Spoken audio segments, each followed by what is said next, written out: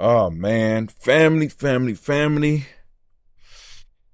Peace to you and to all those who are around you and those of you that are tuning in. Thank you for listening.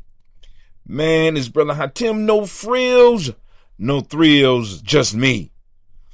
Shit, man, listen, I am not in Ghana. I'm here. I was planning to be so much farther ahead on my recordings, but things fell through.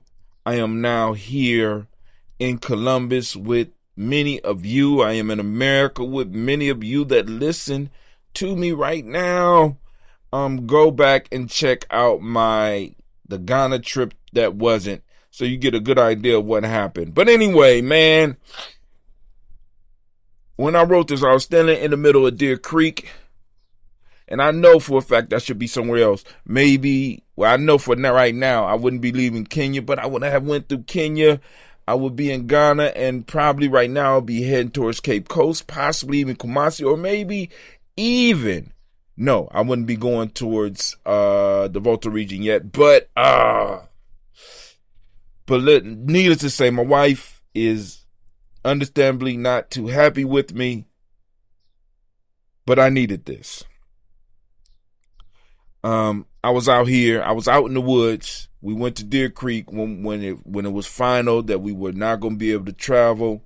My wife asked for us to have some time away, so I got us a room at Deer Creek. And family, let me say this to you: those of you who might not have a lot of money to travel, but you have just a little bit, and you want to take your people, your family out of town, but don't have a lot of money to get out of town, I would suggest using the state parks, lodges. Man, oh man, Deer Creek was beautiful, man. Deer Creek was beautiful.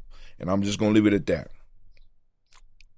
So we needed to get away, right? And we went out to Deer Creek. And while I was surrounded by woods, on a path I didn't walk before. I wasn't lost, just in an unfamiliar place. And I'm learning to lean into that, right? Being in an unfamiliar place, not being necessarily lost, or even if I am lost. Because sometimes the unfamiliar is exactly where you find what you didn't even know you were looking for. And that brings me to the thought I can't shake. Something that I think is going to be a recurring theme on the journey. A recurring theme: failure. And let me say it plain. Failure is a human right. Needed a title. That's the title of this. Failure is a human right. Not just a right. It is a necessity. See, I'm part of a culture right now, world, that don't treat failure like something natural. We treat it like some disease. Like if you mess up, you messed up permanently. But the truth is, failure gives us feedback. Now remember, those of you who have been involved with Gye-Nyame and you have experienced the book called Player's Pyramid, we talk about failure being feedback, right? A necessary feedback so that you know how to make corrections to move to what and where you want to be. But anyway, failure gives us feedback. It shows us what's real and what's not. It humbles us, teaches us, sharpens us. If you're out here chasing something real, a dream, a purpose, your calling, you will fail. But the lesson ain't in the fall. It's in what you find on the way down and who you become when you stand back up. Real quick. Hold on. Check this out. Listen. You're listening. Please go ahead and like, follow, and share the show. I ain't out here trying to go viral. I'm just trying to go vital. That's dope. That's dope. Keep the truth circulating. Support goes a long way, family. All right, let's get back to it. Now, let me get personal. I remember one of the elders from back in the day, Elder Shed, right? Elder Shed, and I often go back to this story with y'all. Used to tell us, if you know what you want to do, then fail at it as many times as you can while you're young. Back then, I and me and the other nation builders that were there thought he was crazy. Now I get it. Sometimes you got to live long enough to get some of your elders' wisdom, fam. Keep living and you will see, right? See, in the hood, you grow up around these cats that talk a big game. Never lost a fight, never failed a class, never been wrong. But here's the truth. And listen closely. If you never lost a fight, you've never really been in one. If you never failed a test, you were never really challenged. Some of the smartest sounding folks out here just been hiding. Scared to fall. Scared to be seen learning. We got parents and schools protecting kids from the sting of failure like it's going to break them. Nah, fam. What's really breaking them is a world where they never get to fall and recover. We scared of hurting their self-esteem, but what about their self-awareness? What about their resilience? Every invention we use today exists because somebody was willing to fail. Somebody was brave enough to put an idea out into the world and let it blow up in their face and then come back and try again. Or somebody was able to pick up the pieces of their failure and develop something. Let me raise my glass right now, as we used to do back in the day when I did the Daily Toast. Y'all go back and check out those shows. I advise it.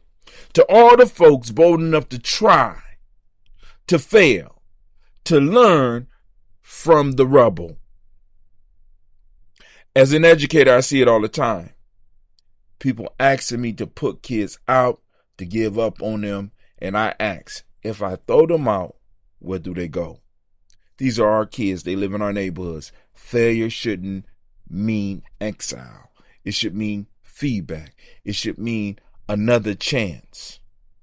Some of these kids that struggle with me, they go somewhere else and thrive. Why? Because they failed enough under my roof to recognize what success really feels like when it finally shows up. So salute to all the educators, parents, and mentors out there providing safe spaces for our kids to mess up without messing up their futures. Failure is not weakness. Failure is not shame. Failure is human. And in a world we're trying, in a world trying to take that away from our youth, being real about it is revolutionary. Now, and I want to bring this final point.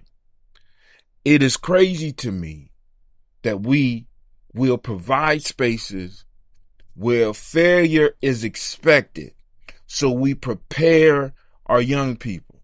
We don't do that with math. We don't do that with reading, but we do that shit with basketball and football and all these other ball chasing sports out here.